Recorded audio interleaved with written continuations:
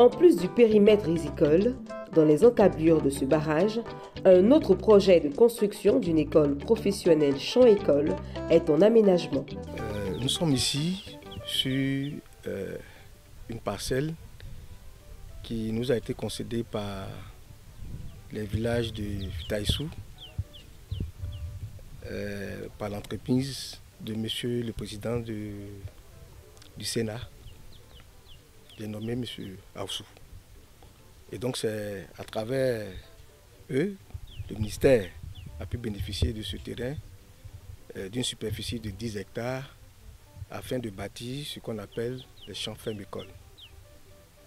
Les champs fermes-écoles sont des espaces dédiés à l'apprentissage technique des jeunes des localités dans lesquelles seront bâties ces fermes-là.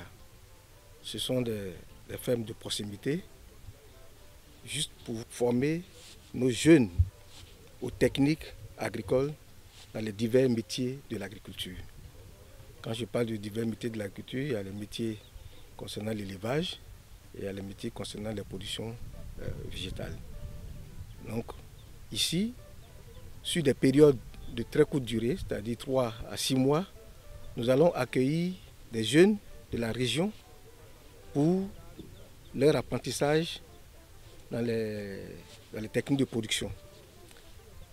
Les systèmes qui vont être développés ici, les systèmes de production qui vont être développés ici, sont des systèmes innovants que nous allons mettre en place ici, à l'effet, de réduire la pénibilité du travail par l'introduction de la petite mécanisation dans le domaine de la production, mais aussi produire des spéculations à haute valeur ajoutée et diversifiées pour accroître le revenu des producteurs. Pour les jeunes qui sont de la zone, je voudrais les encourager à venir ici pour leur formation. Ils vont apprendre véritablement le métier de l'agriculture qui les intéresse. Et donc, qui parle de qualification, parle de savoir-faire, et qui parle de savoir-faire, parle d'augmentation de son revenu, etc., etc.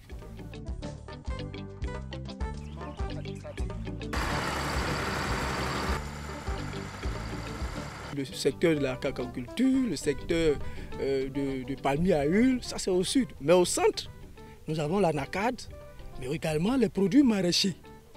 Et en faisant cette école-là, tous ces jeunes qui ne sont pas allés très loin à l'école, qui, bien entendu, ont terminé en 5e, 4e, 3e, ces jeunes-là seront donc pris en compte dans ces différentes écoles-là pour qu'ils puissent être des professionnels et avoir de l'argent pour veiller sur leurs différentes familles. Donc c'est une école importante du ministère de l'enseignement technique que nous saluons et en tant qu'autorité administrative, nous veillerons à ce que les populations non seulement adhèrent, mais les populations épousent ce projet.